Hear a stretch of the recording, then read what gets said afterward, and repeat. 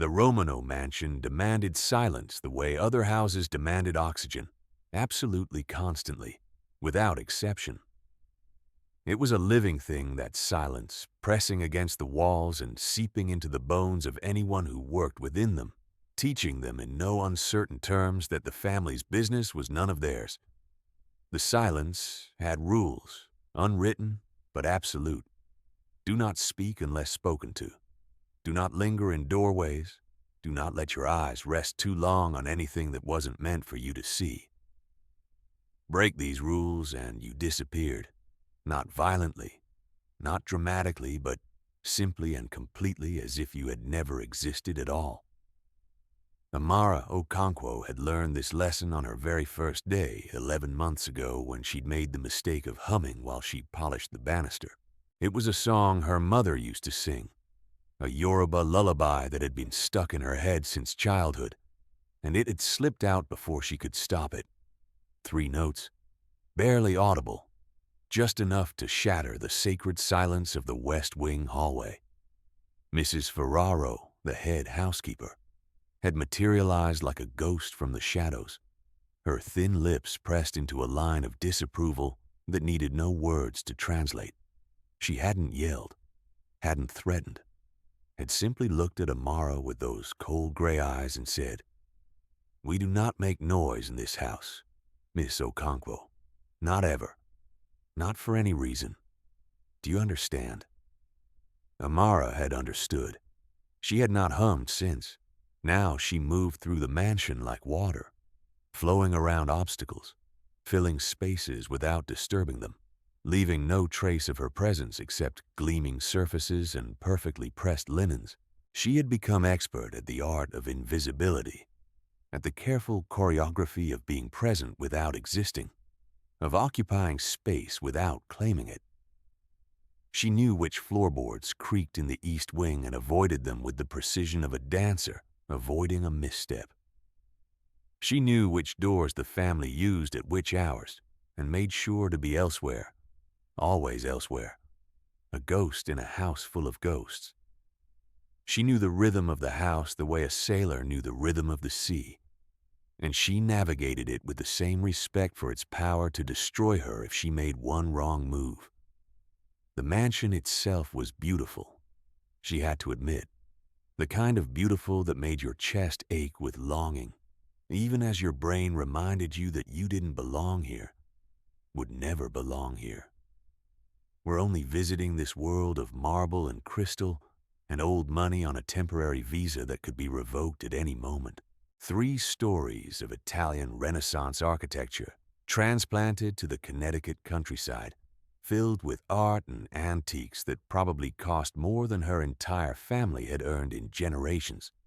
Every room was a museum, every hallway a gallery, every surface a reminder of the vast gulf between those who owned such things and those who polished them. Crystal chandeliers that caught the light like frozen waterfalls, scattering rainbows across walls that had been painted by hands, dead for centuries. Marble floors so polished she could see her reflection looking back at her, small and dark and completely out of place among all this European grandeur. Tapestries that had hung on the walls of Florentine palaces before Columbus sailed for the New World, depicting scenes of hunting and feasting and violence, rendered beautiful by the passage of time. Oil paintings of Romano ancestors stared down from gilded frames, their eyes following you through hallways where the air itself seemed to judge you unworthy. She was not supposed to notice these things. She was not supposed to notice anything. That was the cardinal rule of service in a house like this. You did not see. You did not hear. You did not remember. You were furniture with a pulse, a function wrapped in flesh, invisible until needed and forgotten immediately after. But Amara had always had observant eyes, a gift from her grandmother in Lagos, who used to say that a woman who watched carefully would never be surprised by anything, not even death. So she noticed things. She noticed that Donna Vittoria Romano, the matriarch of the family, took her morning tea at exactly 7:15, alone in the sunroom, and that the tea was always cold by the time she finished because she spent the hour staring at her dead husband's portrait with an expression that could have been grief, or rage, or both. She noticed that the staff whispered about the son, Nico Romano, in tones that mixed fear and something almost like pity, calling him the necessary one. In Italian, they assumed she didn't understand. She noticed that the cousin, Carlo, smiled too wide and watched everyone too carefully and had a habit of appearing in places he shouldn't be, at times that made no sense. And she noticed that Nico Romano himself, the feared head of the family, the man whose name made other men cross themselves and pray, she noticed that he walked through his own home like a guest who had overstayed his welcome, like a man who had everything and owned nothing, like someone slowly suffocating in silk and silence. Not that it was any of her business. She was the help. She polished, she pressed, she pretended. That was the job.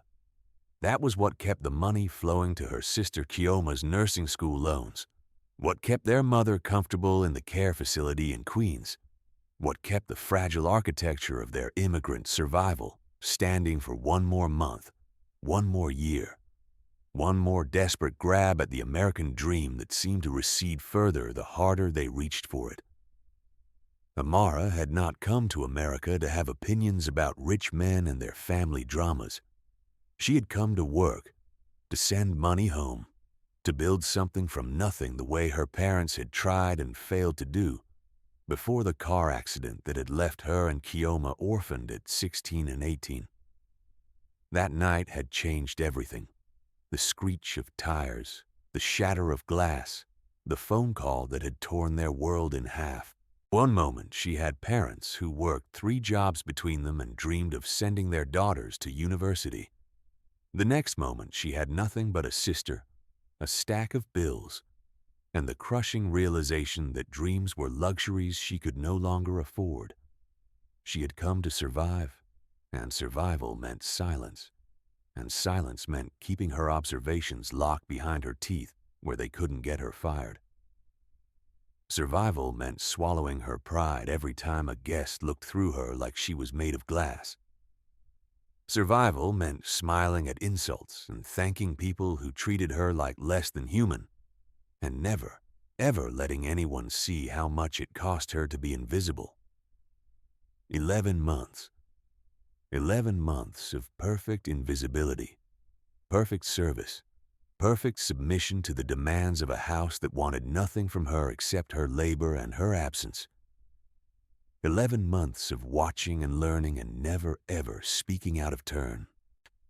11 months of being furniture with a heartbeat, a ghost with calloused hands, a woman who had learned to make herself so small that no one even noticed when she entered a room. And then came the afternoon that changed everything. The afternoon when Amara Okonkwo forgot her place and remembered her voice. The argument started, as most arguments in the Romano household did, over something small. A business decision. A meeting Nico had taken without consulting his mother.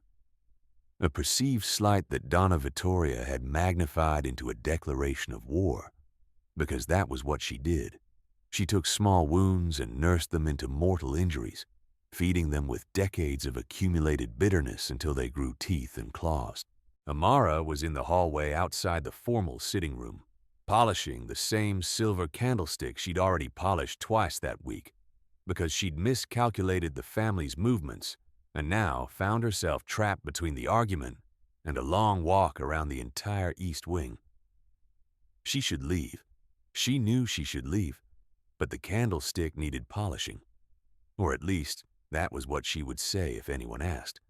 And moving now would mean passing directly in front of the sitting room's open doorway, which would mean being seen, which would mean existing in a space where the family expected emptiness. So she stayed, and she listened. Not because she wanted to. God knows she had enough problems without borrowing the Romanos. but because Donna Vittoria's voice carried like a church bell, designed to reach the back pews and the cheap seats and anyone else who might benefit from hearing her pronouncements. You are destroying everything your father built. The words sliced through the silence like razors. Everything he sacrificed for, everything he died for. And for what? For your ego. For your pathetic need to prove you're better than him. Amara's hands stilled on the candlestick. She had heard arguments before in this house, muffled ones, controlled ones, the kind that stayed behind closed doors where they belonged. This was different. This was venom, pure and undiluted, and it was aimed at a man whose name made other men flinch. Mother. Nico's voice was quieter, harder to hear, controlled in a way that spoke of long practice. The Castellano deal was the right move. Father would have seen that if your father would have seen a son too weak to do what needed to be done. Too soft. Too concerned with, what did you call it? Long-term stability. Donna Vittoria laughed, and the sound was cruel. Your father didn't build this family by being stable, Nico. He built it by being ruthless. Something you have never understood and never will. I am not my father. No, you are certainly not. A pause heavy with implication. Your father was a man. You are something else entirely. Something I do not recognize. Something that shames me to call my son. Amara's breath caught in her throat. She had heard harsh words before. Her own mother, before the accident, had not been gentle with criticism. But this was different. This was a mother looking at her child and finding nothing but disappointment, nothing but disgust, nothing worth loving at all. She should not feel anything. These people were not her people. Their pain wasn't her pain. She was the help, and the help did not have feelings about the family's private business. But something hot and uncomfortable was building in her chest anyway. Something that felt dangerously like anger on behalf of a man she'd barely spoken to in 11 months. She pushed it down. She was good at pushing things down. I have tried, Donna Vittoria continued, her voice rising with righteous fury, for 15 years to shape you into something worthy of your father's legacy. 15 years of watching you make soft choices and weak alliances and pathetic attempts at reform. She spat the word like poison. And what do I have to show for it? A son who meets with federal prosecutors. A son who restructures instead of eliminates. A son who is so afraid of becoming his father that he has become nothing at all. I am not afraid. You are afraid of everything. That is your problem, Nico. You were born afraid, and you will die afraid. And when you do, there will be nothing left of this family but ashes in your cowardice. Silence. The kind of silence that follows a killing blow when the body hasn't yet realized it's dead. Amara stared at the candlestick in her hands and felt her heart pounding against her ribs like it wanted to escape. She should leave. She should have left 5 minutes ago. She should have been anywhere but here, listening to a mother tear her son apart with words more vicious than any weapon. But before she could move, before she could think, before she could do any of the sensible things a sensible person would do in this situation, she heard footsteps. Heavy, purposeful footsteps coming down the hallway behind her. Footsteps that would reach her position in approximately 5 seconds and find her eavesdropping on the most powerful family in 3 states. Amara made a decision. It was not a smart decision. It was not a safe decision. It was, in fact, probably the worst decision she had made since agreeing to take this job in the first place. But her grandmother's voice was in her head. The woman who watched carefully will never be surprised. And her mother's voice was in her heart. We did not raise cowards, Amara. And before she could stop herself, She was stepping forward, into the doorway, into the light, into the line of fire. "With all due respect, Donna Vittoria." Amara's voice came out steadier than she expected, clear and calm, cutting through the poisonous atmosphere like a blade of fresh air. The words seemed to come from somewhere outside herself, from some deep reservoir of courage she hadn't known she possessed. "You are wrong about him." The silence that followed was absolute. It pressed against her eardrums like deep water, thick and heavy and suffocating. Even the dust motes seemed to freeze in the afternoon light, suspended in shock at what had just occurred. Donna Vittoria turned slowly in her chair, her dark eyes widening with a shock that quickly curdled into outrage. The transformation was almost physical. Amara watched the old woman's face cycle through disbelief, confusion, and then a fury so pure it was almost beautiful in its intensity. In all her 73 years, it was possible that no one, certainly no servant, certainly no immigrant girl from Nigeria, with nothing but a mop and a work visa, had ever interrupted her, contradicted her, or spoken to her with anything less than groveling deference.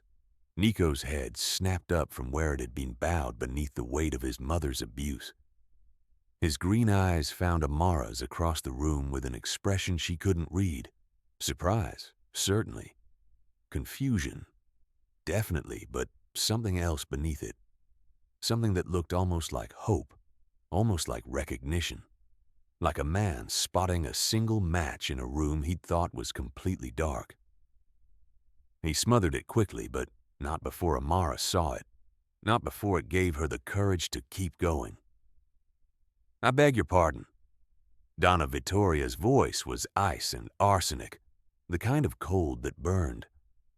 "What did you just say to me?" Amara's heart was hammering so hard, she was sure they could hear it. Every instinct screamed at her to apologize, to bow, to flee. But she had already stepped off the cliff. She might as well see where she landed. "I said you are wrong about your son." She kept her chin raised, her posture straight, the way her grandmother had taught her to stand when facing those who thought themselves better. "I have worked in this house for 11 months. I have seen things. I have heard things.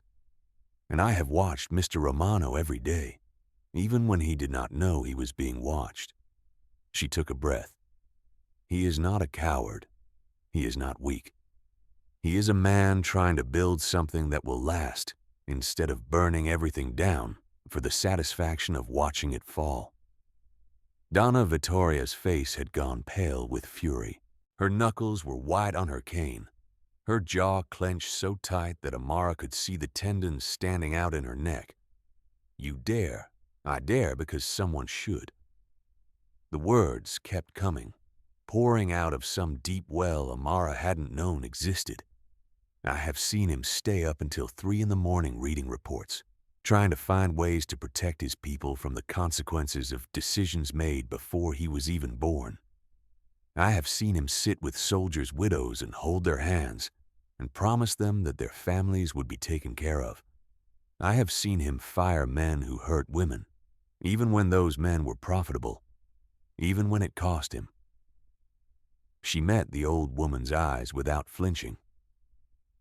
"Your husband may have been ruthless, Donna Vittoria, but ruthlessness without wisdom is just cruelty, and cruelty builds nothing. It only destroys. Get out." Donna Vittoria's voice shook with rage. "Get out of this house. You are finished. You are... Mother." Nico's voice cut through his mother's tirade like a scalpel. He had risen from his chair, and in the afternoon light streaming through the windows, he looked less like the defeated man who had been absorbing his mother's abuse, and more like something else entirely. Something dangerous, something commanding, something that made Amara's breath catch for reasons that had nothing to do with fear. "Leave us." "Nico, this woman just... I said leave us." He didn't raise his voice. He didn't need to. The authority in those 3 words was absolute.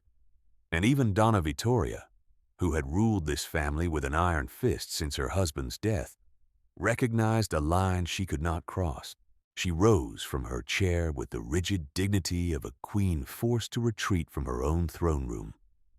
Her eyes found Amara as she passed, and the hatred in them was molten. "This is not over," she hissed. "You will regret this for the rest of your very short life." Then she was gone, her cane tapping against the marble like the countdown to an execution. And Amara was alone with Nico Romano.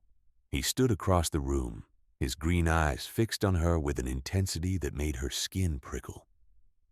For a long moment, neither of them spoke.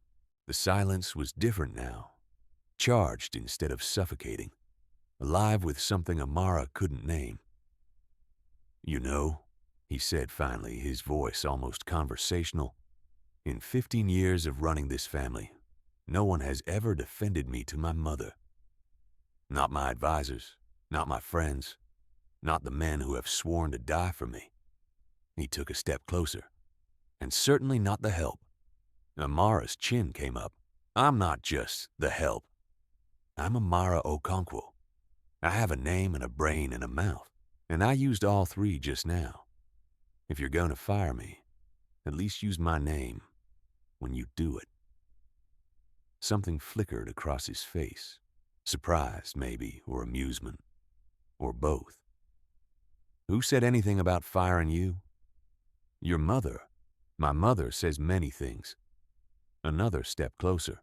He was near enough now that she could see the thin scar bisecting his eyebrow, the flecks of gold in his green eyes, the tension in his jaw that spoke of emotions held under strict control. "I'm more interested in what you said." "You told her I'm trying to build something that will last." His voice dropped. "How would you know what I'm trying to build?" "I watch." Amara held her ground, even though every cell in her body was screaming that she should run. "I listen. I pay attention to things other people ignore. It's a survival skill. Where I come from, you notice things or you don't survive. And where do you come from, Amara Okonkwo?" The way he said her name, like he was tasting it, learning it, filing it away for future reference, sent a shiver down her spine that she refused to acknowledge. "Nigeria. Lagos. Then Queens. Then here." She lifted her chin. "Does it matter?"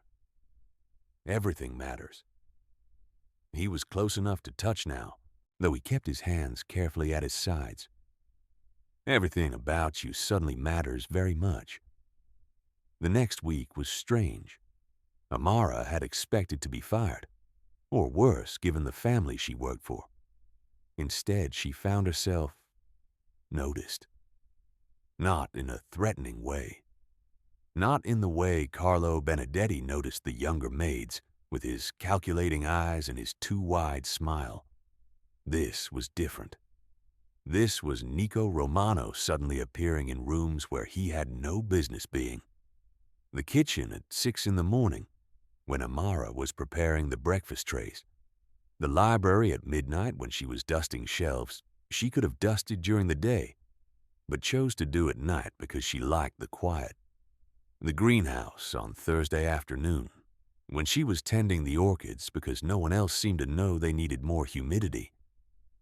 Each time, he didn't speak to her. Not really. Just watched her work with those intense green eyes, like she was a puzzle he was trying to solve. Asked small questions about the orchids, about the book she'd left on the library table, about whether she preferred coffee or tea in the morning. And each time, Amara answered carefully, politely, professionally, remembering that she was still the help, no matter what had passed between them in that sitting room, no matter how her heart raced when he was near. Then came the evening she found the personnel file on her bed. It was sitting on her pillow when she returned to her small room in the servants' quarters, a thick manila folder with her name typed on the tab. Inside was everything: her immigration papers, her work history, her sister's nursing school enrollment, her mother's medical records from the care facility in Queens. Everything she had tried so hard to keep private, laid out in black and white like evidence in a trial. She was still staring at it when the knock came. She knew it was him before she opened the door, could feel his presence the way you feel a storm approaching. The drop in pressure, the electricity in the air, the sense that something powerful was coming, and you could either brace for it or be swept away. You investigated me. She didn't bother with pleasantries. Yes. He stood in her doorway like he belonged there, 6 feet 3 inches of tailored suit and controlled intensity, his green eyes meeting hers without apology. I investigate everyone who interests me, and you, Amara Okonkwo, interest me very much. That's an invasion of privacy. Yes. He didn't flinch. It's also how I stay alive, how I keep my people alive, by knowing everything about everyone who comes into my world. He nodded toward the file still clutched in her hands. I know about your parents now, the accident. I know about your sister and her loans, your mother and her condition. I know you send 80% of your salary to them every month and live on the rest. His voice softened, almost imperceptibly. I know you've been carrying your family on your shoulders since you were 16 years old, and you've never once complained about the weight. Amara's throat tightened. Why are you telling me this? Because I want you to know that I see you. He took a step into her room, the first time any member of the family had crossed this threshold in the 11 months she'd lived here. Not the maid, not the help. You. The woman who defended me to my mother when she had nothing to gain and everything to lose. He stopped, close enough that she could smell his cologne, something subtle and expensive, like cedar and dark honey. I have 100 people who would take a bullet for me because I pay them to. I have 1,000 who fear me because I've given them reason to. But I can count on one hand the people who would stand up for me because they believed I was worth standing up for. His eyes held hers, and in them she saw something raw, something vulnerable, something that the rest of the world never got to see because Nico Romano couldn't afford to show weakness to anyone. You don't know me, Amara whispered. No, he agreed, but I'd like to, if you'll let me. It was the strangest courtship she could have imagined, and it was a courtship she realized eventually, even though he never called it that. He started finding reasons to need her specifically. A private dinner in his quarters that required a particular wine she supposedly knew how to select. A late-night meeting in the library that required someone to ensure no one interrupted. A morning walk through the gardens that required a companion who could identify the flowers.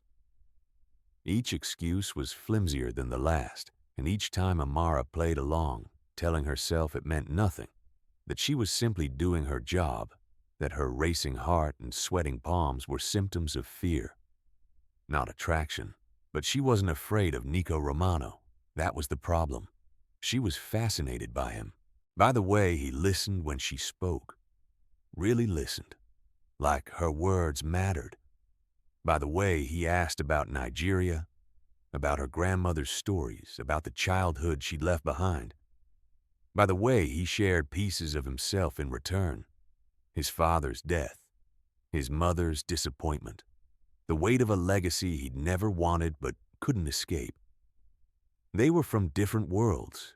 She knew that. She was the daughter of immigrants who had died with nothing, who had come to America with empty pockets and full hearts, and had been crushed by a system that didn't care about their dreams. He was the heir to an empire built on blood and shadows, a man whose name appeared in federal indictments and society pages with equal frequency. There was no future here, no fairy tale ending, no path that led anywhere except heartbreak and disappointment, and the inevitable morning when she would wake up alone and wonder how she'd been foolish enough to forget her place. But when he kissed her for the first time, in the greenhouse, surrounded by orchids that had taken months to bloom, with moonlight streaming through the glass ceiling and turning everything silver and magical and impossibly beautiful, Amara stopped thinking about paths.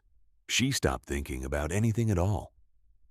The kiss started soft, tentative, a question rather than a statement. His hands cupped her face like she was something precious, something fragile, something he was afraid of breaking. She could feel him holding back, feel the restraint thrumming through his body, feel him waiting for permission to want what he wanted. She gave it. She rose on her toes and pressed closer and turned the question into an answer. And something broke open between them. All the weeks of careful distance, all the pretending they were just employer and employee, all the lies they'd been telling themselves about what this was and wasn't. He made a sound against her mouth, something between a groan and a prayer, and his hands slid from her face to her waist and pulled her against him like he'd been drowning, and she was air. She kissed him back with everything she had, and let the world burn around them. The relationship, if that's what it was, existed in the spaces between daylight and duty. Stolen moments in the greenhouse at midnight. Quiet conversations in the library when the rest of the house slept. A touch, a look, a brush of fingers passing in hallways where anyone might see, but somehow no one ever did. Amara knew it couldn't last.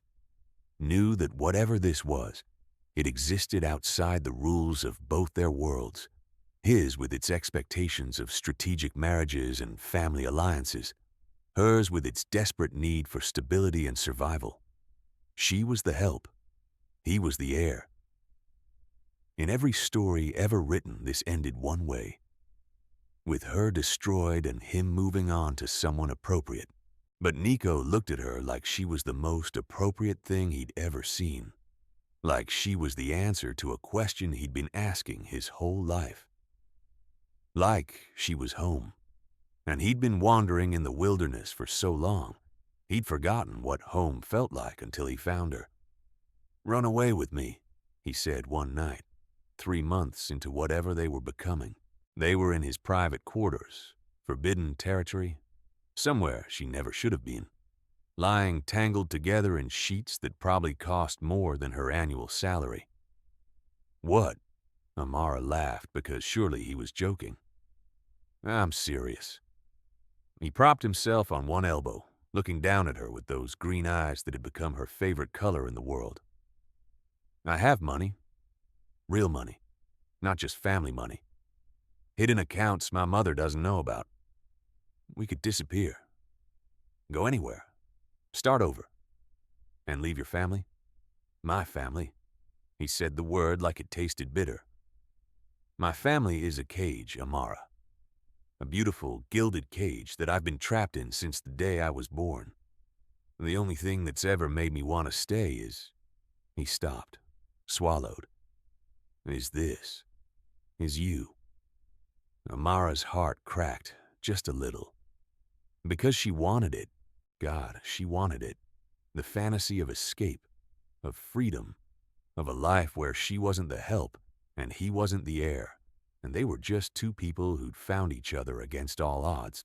But she was Amara Okonkwo, and Amara Okonkwo didn't get fairy tales. "My mother needs specialized care," she said quietly. "My sister needs to finish nursing school. I have responsibilities, Nico. People who depend on me. I can't just disappear because I want to be happy. What if I took care of them? What if your mother had the best care money could buy, anywhere in the world? What if your sister's loans were paid off tomorrow? Then I'd be the woman who sold herself to a rich man for financial security." She touched his face, tracing the scar on his eyebrow.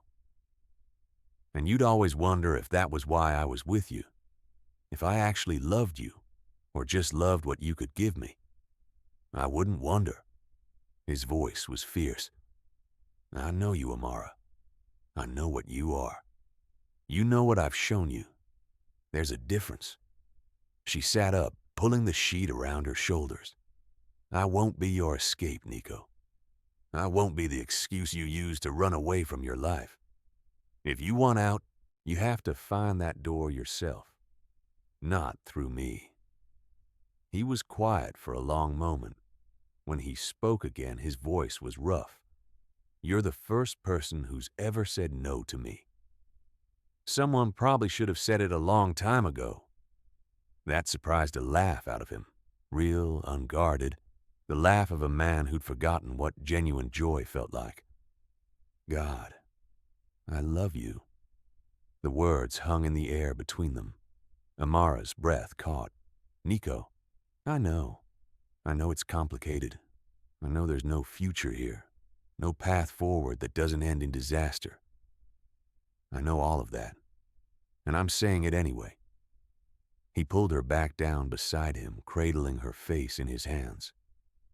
I love you, Amara Okonkwo, not because of what you can give me, or how you make me feel, or any of the selfish reasons people usually love each other. I love you because you're the most real thing I've ever touched, and I will spend the rest of my life trying to deserve you, even if you never let me.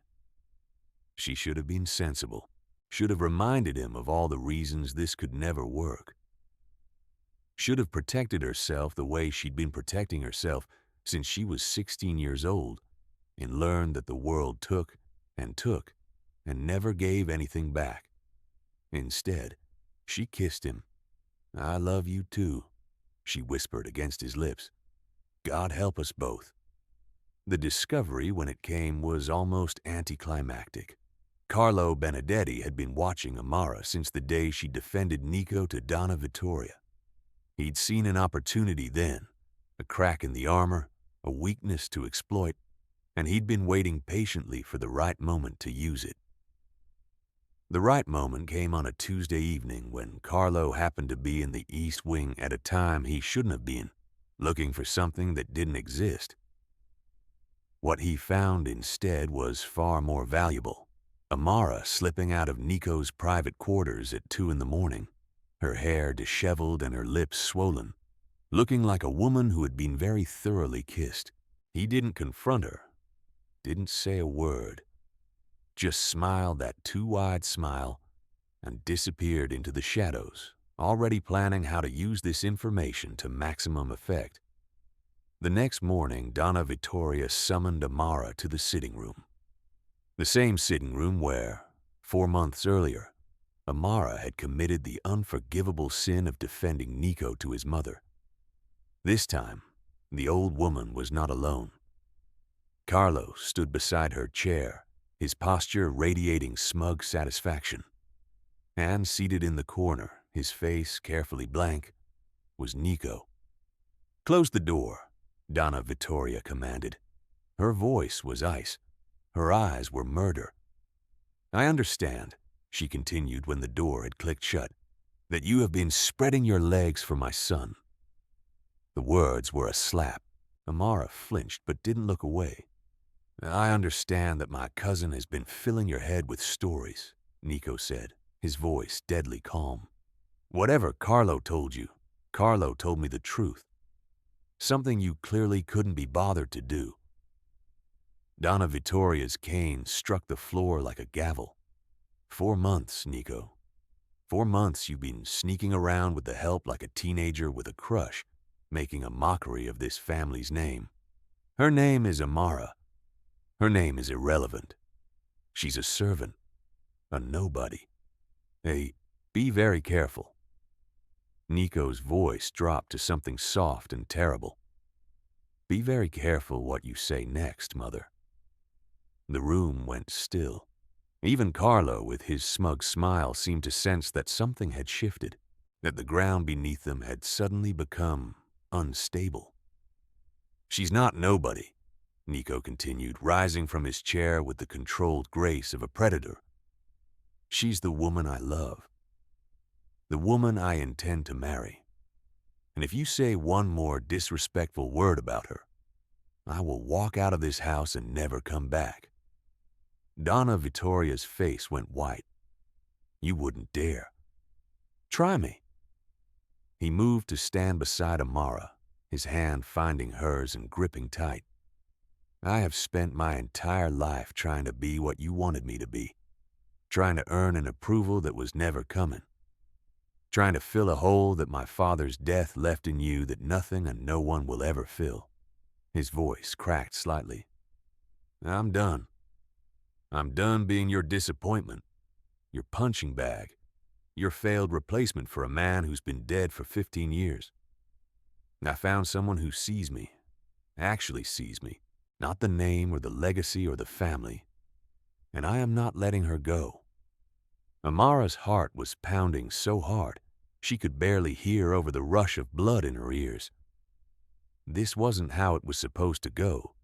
This wasn't part of any plan, any strategy, any careful navigation of the impossible situation they'd created. This was Nico Romano, the most powerful man in 3 states, burning down his entire life for a maid from Lagos. "Nico," she whispered, "you don't have to." "Yes, I do." He looked at her and his green eyes were bright with something that might have been tears. "I should have done this months ago.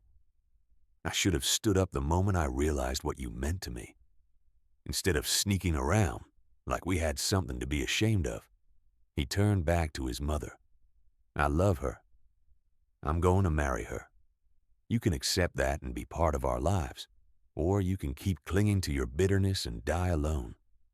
The choice is yours." The silence stretched like a wire about to snap. Carlo was the first to break it. "This is absurd." His voice was sharp with barely concealed panic.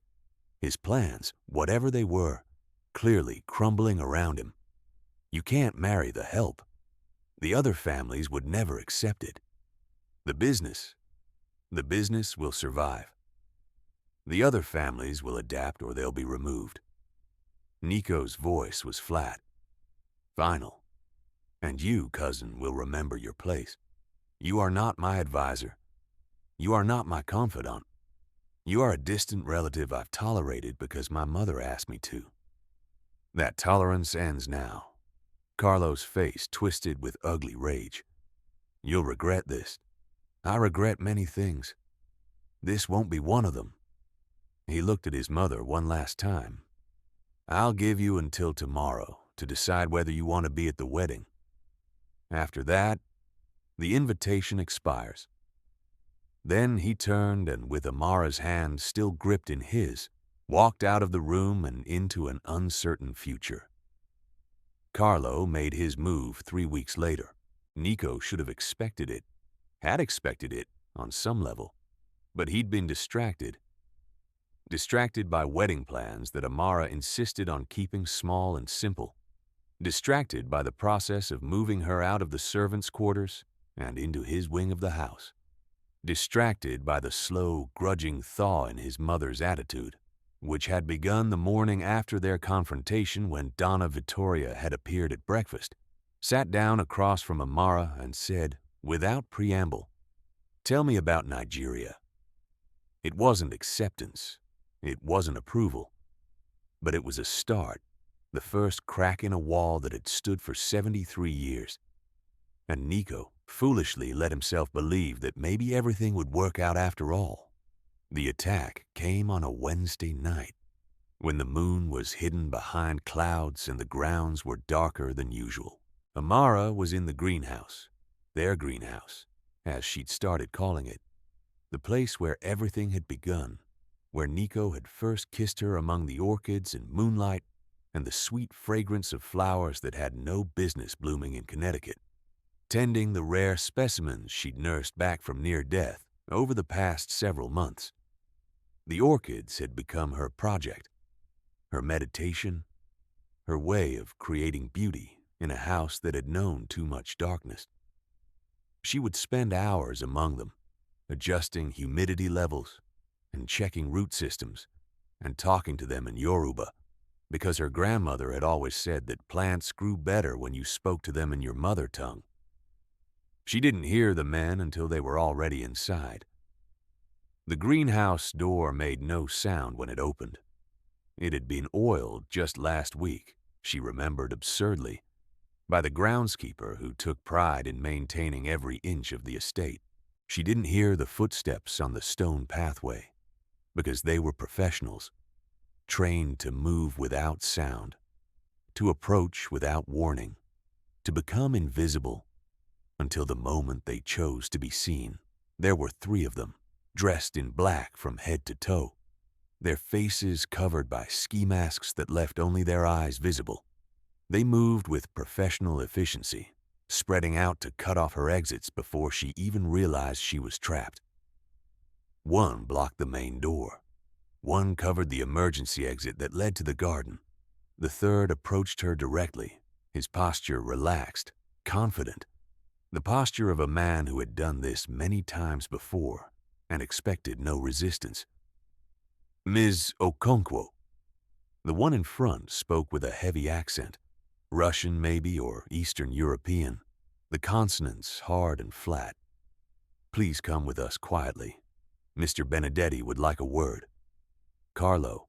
Of course it was Carlo, the cousin with the too wide smile and the calculating eyes, who had watched her rise from invisible servant to the woman who shared Nico Romano's bed and his future, and who had clearly decided that she was a threat that needed to be eliminated. Amara's mind raced through her options. The greenhouse was isolated, far from the main house, far from the security patrols that circled the perimeter. She had no weapon, no training, nothing but the small pruning shears in her hand and the survival instincts she'd developed growing up in a city where danger was always one wrong turn away. She didn't scream. Screaming wouldn't help. There was no one close enough to hear, and these men would silence her before the sound even reached the walls. Instead, she did what she'd always done when faced with impossible situations. She watched. She waited. She looked for the crack in their armor. "Mr. Benedetti should have called," she said, keeping her voice calm. "I would have been happy to meet him in the main house, with witnesses." The lead man laughed, a cold, humorless sound. "Mr. Benedetti prefers privacy for this conversation. He has questions about the family's operations, questions he believes you can answer, given your close relationship with Mr. Romano. Leverage. They wanted to use her as leverage, to extract information, or to force Nico's hand, or simply to hurt the man who had humiliated Carlo in front of the family. The why didn't matter. What mattered was getting out alive. "I don't know anything about the family's operations," Amara said truthfully. "Nico doesn't discuss business with me. Mr. Benedetti believes otherwise, and he can be very persuasive when he wants to be." The man took a step forward. "Now, please, come with us quietly, and this doesn't have to be unpleasant." Amara's fingers tightened on the pruning shears. It wasn't much of a weapon, but it was something. And she hadn't survived 26 years by giving up without a fight. "No," she said, "I don't think I will." She threw the shears at the lead man's face, not to hurt him, just to distract, and ran. She made it 15 feet before they caught her, but 15 feet was enough. 15 feet took her to the greenhouse's emergency alarm, a small red button that Nico had installed weeks ago, over her protests that she didn't need to be protected. She slammed her palm against it just as rough hands grabbed her shoulders and threw her to the ground. The alarm was silent. But somewhere in the main house, lights were flashing. Somewhere in the main house, Nico Romano was receiving a notification that the woman he loved was in danger. Somewhere in the main house, hell was about to break loose. The man standing over her swore in Russian and pulled out his phone. "Change of plans," he said to whoever answered. "The alarm's been triggered. We're moving to extraction." He looked down at Amara, his eyes cold above the mask. "You just made this much more difficult for yourself." "Good," Amara said and smiled. Nico arrived at the greenhouse 4 minutes later, which was 3 minutes faster than should have been physically possible. He came with Lorenzo and 6 other men, all of them armed, all of them moving with the focused intensity of professionals who had done this many times before. What they found was chaos. 2 of Carlo's men were down, one clutching a face full of broken glass from a shattered orchid pot, another nursing what looked like a dislocated shoulder from a fall through a display table. The third was gone, along with Carlo's phone connection to whatever plan had been set in motion. And in the middle of it all, breathing hard but very much alive, was Amara. She had a cut on her forehead and bruises forming on her arms, but her eyes were bright with the fierce satisfaction of a woman who had refused to be a victim. "They ran," she said when Nico reached her, his hands running over her body, checking for injuries with a desperation that bordered on frantic. "When the alarm went off, they panicked, tried to drag me out, but she gestured vaguely at the destruction around them. "I made it difficult." "You." Nico's voice cracked. He pulled her against his chest, holding her so tight she could feel his heart hammering through his shirt. "God, Amara, when I got the alert, when I saw the cameras, I'm okay." She wrapped her arms around him, letting herself shake now that the adrenaline was fading. "I'm okay, Nico. They didn't hurt me. Not really. They touched you." His voice had gone cold, flat. The voice of the man other men feared. "They put their hands on you. They put fear in your eyes." He pulled back enough to look at her face, and what she saw in his expression made her breath catch. "Carlo is going to die for this. Nico, no." He cupped her face in his hands, his thumbs gentle on her cheekbones, even as his eyes burned with murder. "No arguments, no mercy, no second chances. He came for you. He sent men to take you, to hurt you, to use you against me. There is no universe in which he survives that decision."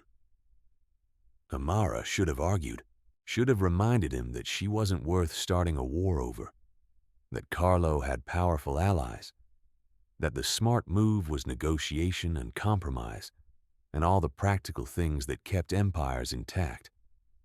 But she'd spent her whole life being practical, being sensible, being the one who swallowed her anger and kept her head down and survived at any cost. And right now, looking at the man who loved her, who had torn apart his entire life for her, who was ready to burn down the world for her, she didn't want to be practical. She wanted to be loved. She wanted to be protected. She wanted for once to let someone else carry the weight. "Okay," she whispered. "Okay." Nico kissed her, fierce and brief and full of promises, then turned to Lorenzo. "Find Carlo. Find everyone who knew about this, and bring them to me." The resolution, when it came, was swift and absolute, the way all things were swift and absolute in Nico Romano's world. Carlo Benedetti had made the fatal mistake of assuming that Nico's love for Amara was a weakness to exploit, a soft spot in the armor, a door left unlocked that a clever man could slip through. He'd forgotten, or perhaps never understood, that love could also be a weapon. The most dangerous weapon of all, in fact. One that gave a man something worth fighting for, something worth killing for, something worth burning down everything he'd built to protect. Men who fight for money can be outbid. Men who fight for power can be outmaneuvered. But men who fight for love, they're the ones you have to kill because nothing else will stop them. Carlo should have known this. His uncle, Nico's father, had been the same way about Donna Vittoria in the early years, before time and disappointment had curdled that love into something bitter. The Romanos loved hard and forever, and anyone who got between them and the object of their love tended to end up in unmarked graves. The details of what happened to Carlo were never discussed, not even in whispers among the staff who had developed their own sophisticated network of gossip and intelligence over the years. He simply disappeared one night and never came back. His room cleared, his belongings removed, his name erased from every document and database as if he had never existed at all.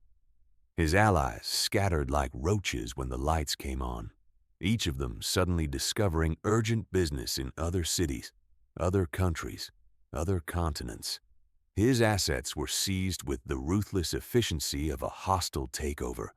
His name became a cautionary tale, whispered in certain circles as an example of what happened when you underestimated Nico Romano or threatened the woman he loved. And Donna Vittoria, who had conspired with her nephew to tear Nico and Amara apart, who had provided the information Carlo needed to plan his attack, found herself facing a choice she'd never expected to make. "You can go," Nico told her, standing in the sitting room where so much of their family's drama had unfolded. "I'll set you up with a house in Florida, a generous allowance, staff to take care of you. You'll be comfortable for the rest of your life. And if I stay?" Donna Vittoria's voice was smaller than Amara had ever heard it. The events of the past week had aged her decades. Her silver hair seemed thinner, her proud posture diminished, her sharp eyes dulled with something that might have been regret. "If you stay, you accept Amara as my wife and your daughter-in-law. You treat her with respect. You acknowledge that your actions nearly got her killed, and you spend whatever years you have left making amends." He paused. "And you tell me the truth about something I've always suspected." "What truth?" "My father's death." The words hung in the air like smoke, like poison, like the confession he'd been waiting his entire adult life to hear. "It wasn't a heart attack, was it?" Donna Vittoria was silent for a long moment. Her face seemed to age before Amara's eyes, the careful mask of aristocratic composure crumbling to reveal the grief and guilt and fury that had been festering beneath it for 15 years.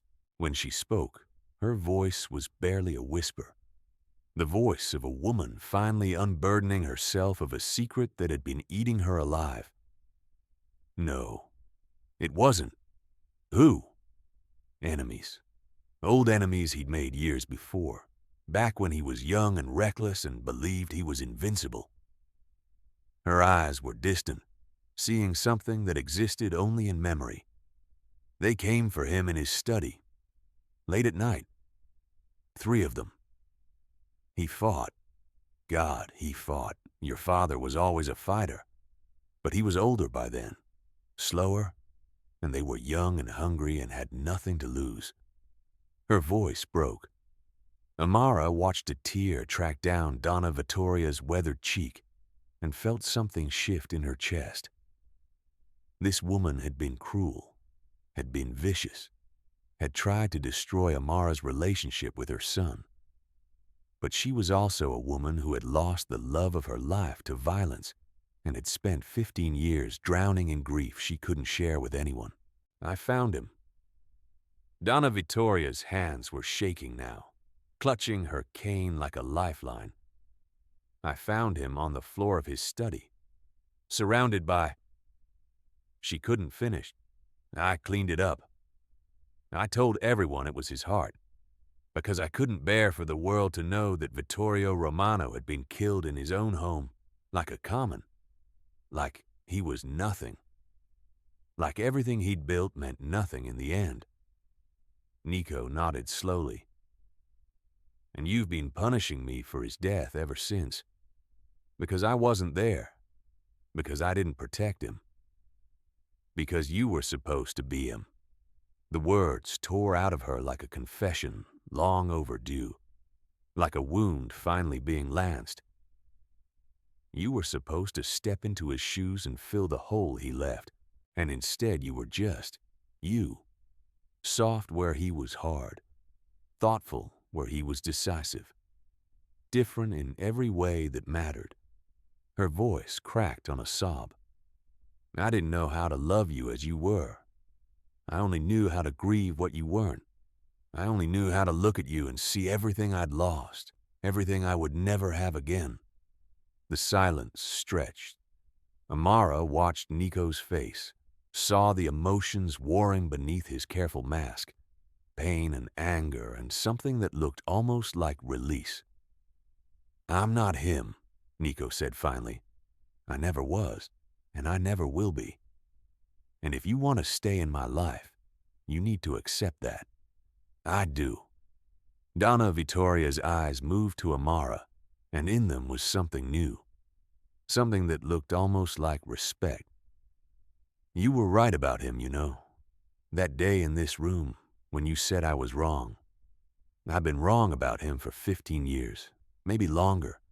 She took a shaky breath. I'd like to stay, if you'll have me. Nico looked at Amara. This was her decision too, maybe more than his, given everything Donna Vittoria had put her through. Amara thought about the greenhouse, about the fear and the pain, and the moment she'd thought she might die without ever seeing Nico again. She thought about her own mother, slowly fading in a care facility in Queens, the victim of a tragedy that had reshaped Amara's entire life. She thought about grudges and forgiveness and the weight of carrying anger for years and years, until it bent your spine and hardened your heart. Stay, she said, but this is your one chance. The next time you hurt someone I love, including yourself, I won't be so generous. Donna Vittoria nodded, and for the first time since Amara had entered this house, the old woman smiled. The wedding was held 6 months later, in the garden of the Romano estate on a perfect September afternoon. The kind of day that seemed designed specifically for new beginnings. The sky was impossibly blue, scattered with clouds that looked like they'd been painted by a Renaissance master. The air smelled of roses and jasmine, and the particular sweetness of happiness long delayed finally arriving. It was larger than Amara had wanted. A compromise with Nico's position required certain gestures, certain displays of power and unity that couldn't be avoided without causing offense to allies who expected to be included. But it was smaller than tradition demanded, and that was a victory in itself. Only 200 guests instead of 1,000. Only one dress instead of the 3 or 4 that Romano brides traditionally wore throughout the day.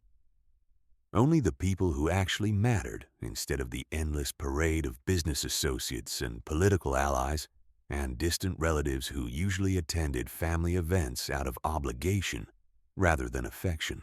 Amara wore white silk that her sister Kioma had helped her choose after 6 exhausting shopping trips. Simple and elegant. A dress that made her feel like herself rather than a costume piece in someone else's production.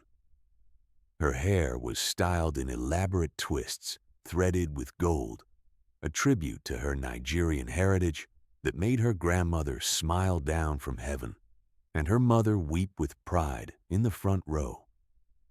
Around her neck hung a simple gold pendant, her mother's, passed down through generations, connecting her to all the women who had come before and all who would come after.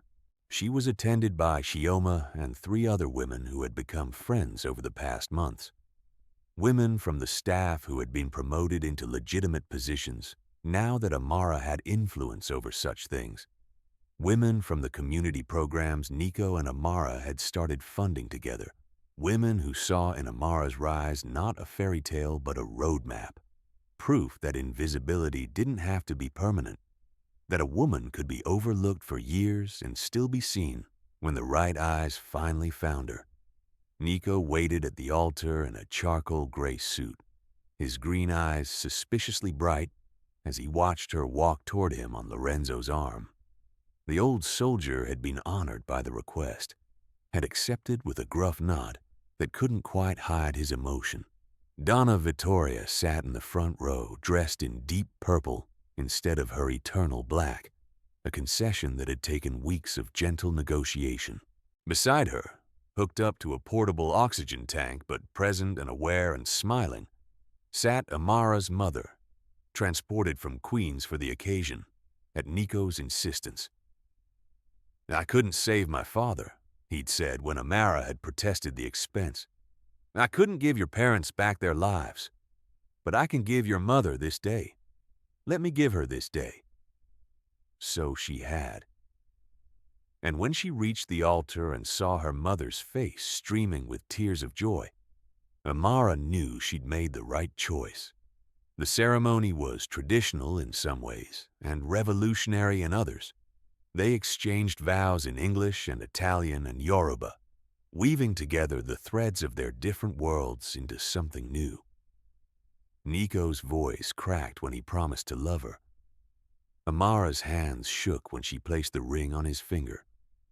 And when the priest pronounced them husband and wife, the cheer that rose from the assembled guests shook birds from the nearby trees. The reception lasted until midnight. Amara danced with Nico, with Lorenzo, with her sister, with Donna Vittoria, who turned out to be surprisingly light on her feet when she wasn't using her cane as a weapon. She ate cake that had been specially prepared by a Nigerian chef Kioma had found in Brooklyn. She laughed until her stomach hurt and cried until her makeup ran and felt, for the first time in her adult life, completely and utterly safe. Later, much later, when the guests had gone and the staff had begun cleaning up and the moon hung fat and golden over the gardens, she found herself standing in the greenhouse with Nico, their greenhouse, the place where everything had begun.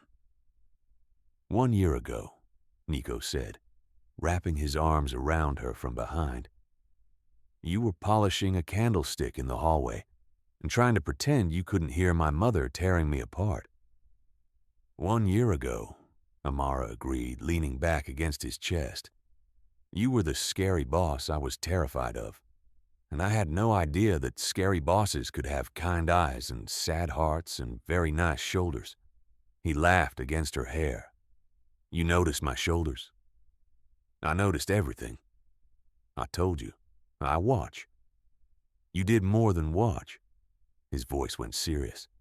"You spoke up when no one else would, when it could have cost you everything." He turned her in his arms, tipping her face up to meet his eyes. "That moment in the sitting room, when you defended me to my mother, that was the moment I knew." "Knew what?" "That I would love you for the rest of my life." His thumbs traced her cheekbones. "That whatever happened, whatever complications arose, I would find a way to keep you. Because a woman who would speak truth to power for a man she barely knew was a woman worth burning down the world for." Amara smiled, that warm, radiant smile that still made his heart stutter even after all these months. "Good thing the world is still standing then. Only because you asked me nicely not to burn it." He kissed her, soft and sweet and full of promise. "I love you, Mrs. Romano." "I love you too, Mr. Romano." She pulled back just enough to meet his eyes. "Thank you." "For what?" "For seeing me. When everyone else looked right through me, you saw me." Her voice cracked slightly. "For making me feel like I was worth seeing." "You were always worth seeing, Amara." He pulled her close again, holding her like she was precious, like she was everything, like she was home. The rest of the world was just too blind to notice. Above them, the stars wheeled slowly through the September sky, the same stars that had watched over her grandmother in Lagos, her parents in their brief, bright lives, her own journey across oceans and continents to this impossible moment. Around them, the orchids they'd tended together released their sweet fragrance into the night air, proof that beautiful things could grow in unexpected places, that patience and care and love could bring flowers from the darkest soil. And in each other's arms, two people who had found each other against all odds held on tight and refused to let go. Tomorrow would bring new challenges. The business of running a criminal empire didn't pause for weddings or honeymoons, and Amara knew that the life she'd chosen would never be simple or safe or anything like the normal existence she'd once dreamed of. There would be enemies to face and allies to court, and the endless, complicated dance of power and loyalty that defined Nico's world. There would be moments of fear and doubt, and the constant awareness that the happiness they'd built could be snatched away in an instant by forces beyond their control. But there would also be this: a man who loved her, truly and completely, who had burned down his relationship with his mother and dismantled his cousin's ambitions and restructured his entire life to make room for her. There would be the orchids in the greenhouse, and the laughter over dinner, and the quiet moments when they were just two people who had found each other in a world designed to keep them apart. There would be a family eventually, children who would carry both their legacies, who would grow up knowing that their mother had once been invisible, and their father had once been unreachable, and that love had built a bridge between their separate worlds. There would be a future, imperfect, dangerous, nothing like the safe path she'd always thought she wanted, but hers, truly, finally, completely hers. If you were Amara, standing in that doorway with a lifetime of invisibility behind you and an uncertain future ahead, would you have spoken up? Would you have defended a man you barely knew to a woman who could destroy you with a word? Would you have risked everything you'd built, everything you needed, everything you'd survived for, just because someone was being hurt and you couldn't stand to watch anymore? Or would you have stayed silent and safe, kept your head down and your mouth shut, and never known what might have been on the other side of courage?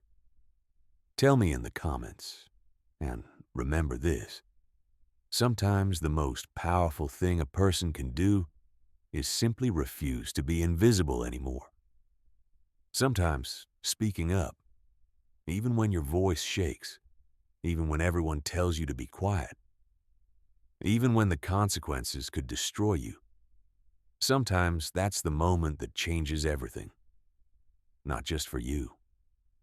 For everyone who's watching, everyone who needs to know that silence isn't the only option. You have a voice. Use it.